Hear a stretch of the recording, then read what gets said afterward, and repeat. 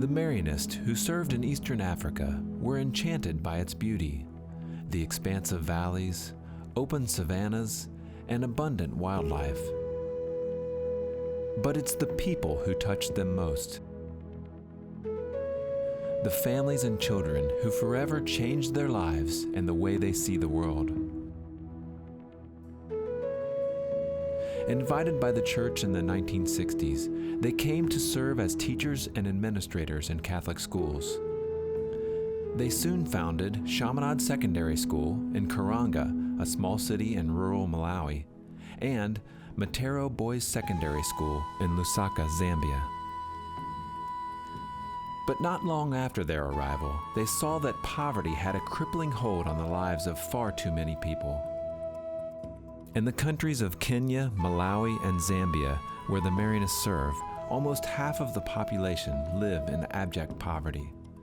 The Marianists were determined to make a difference, to help the youngest and poorest develop their God-given talents and reach for a better life.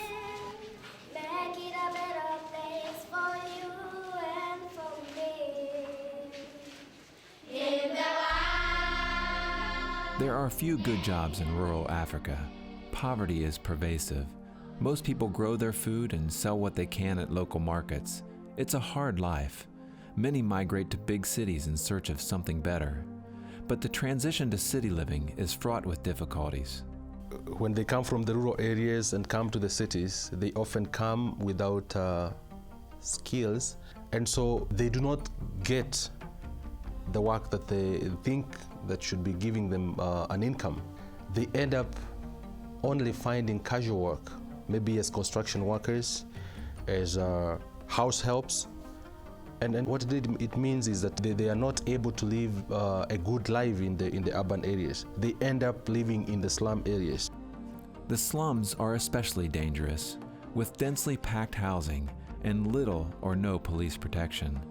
Yet in Nairobi, Kenya's largest city, where the Marianists sponsor several ministries, 85% of the population, nearly 3 million people, live in one of 5 gigantic slums. Most slums house more than 450,000 people. The conditions are appalling. It's pretty inhuman in a lot of ways. Most houses don't have electricity. There's no inside plumbing. There's no sewer system. There's no running water in homes, none of that. Typically these houses are made from corrugated iron over wood. The sewers are just open outside, so the smell is horrendous.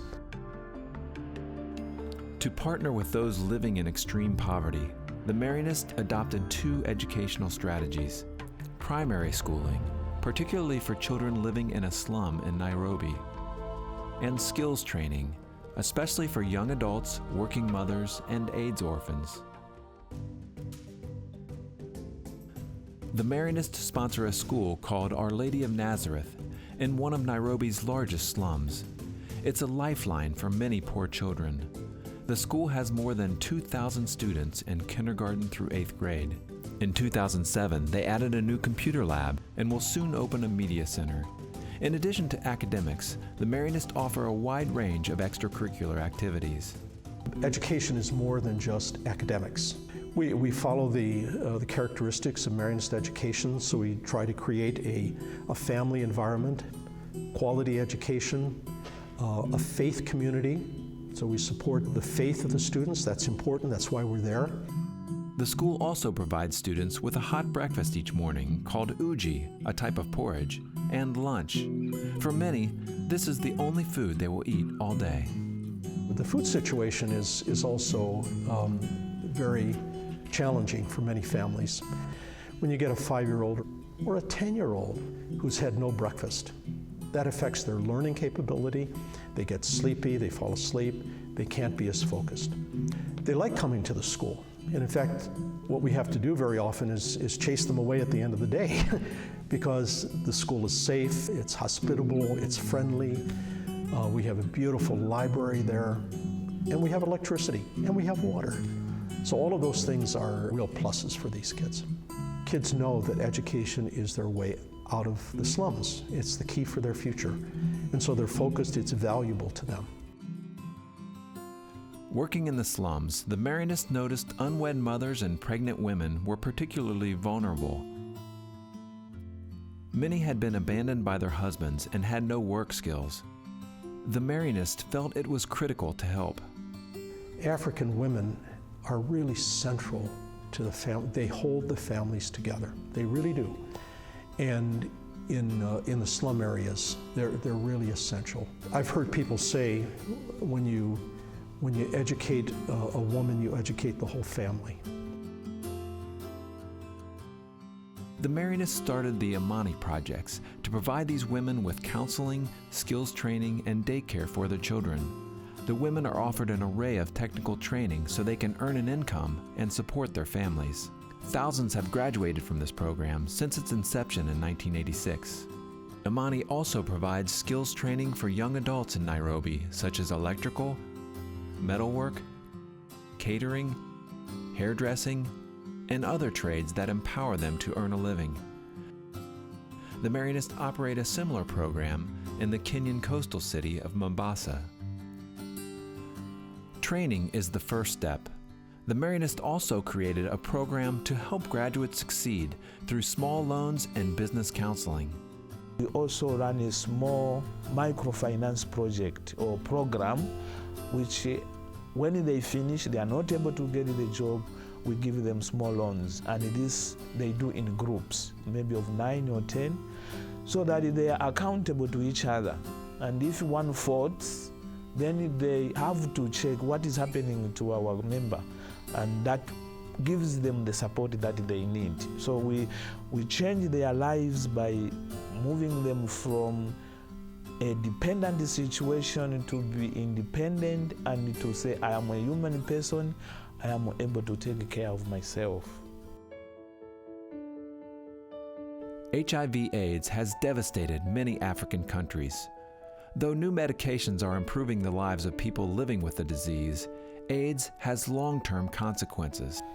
You go to the rural areas in Malawi, and what greets you is grandmothers who are taking care of their grandchildren.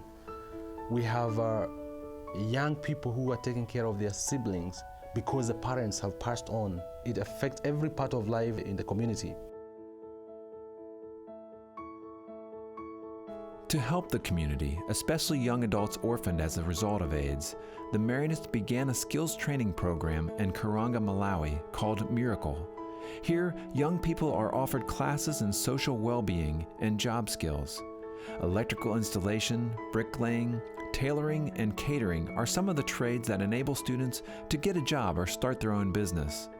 Thousands of students have graduated from this program since it was launched 15 years ago.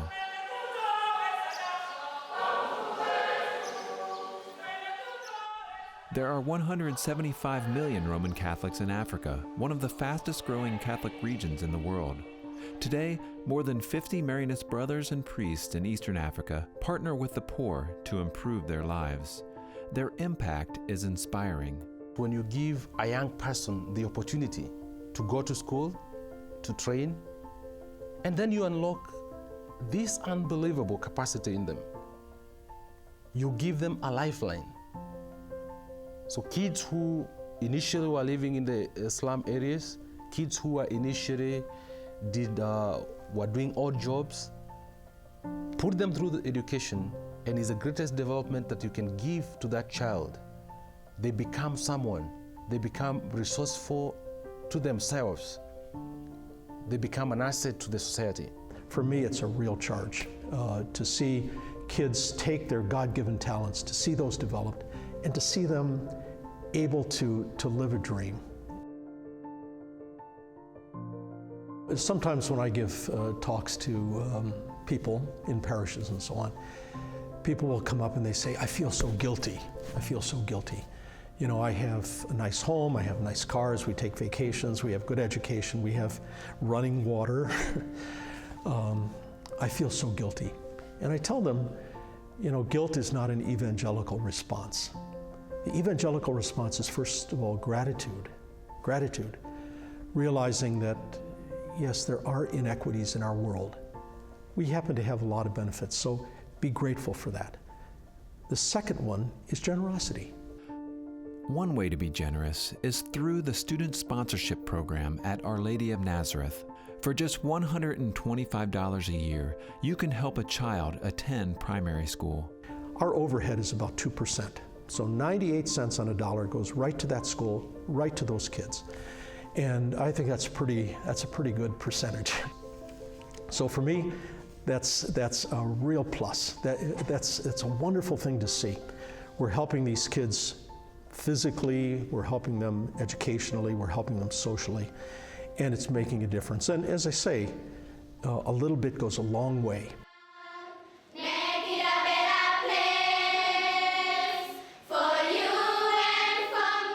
There are many ways you can help. I would like people to know that our mission in the region is a spiritual mission, it's a development mission. It goes back to the Magnificat of Mary. And finally, I want people to know that they are invited in any way possible to be part of singing this Magnificat with us in whatever way they have, in whatever talents they have, because we believe everybody has something to offer.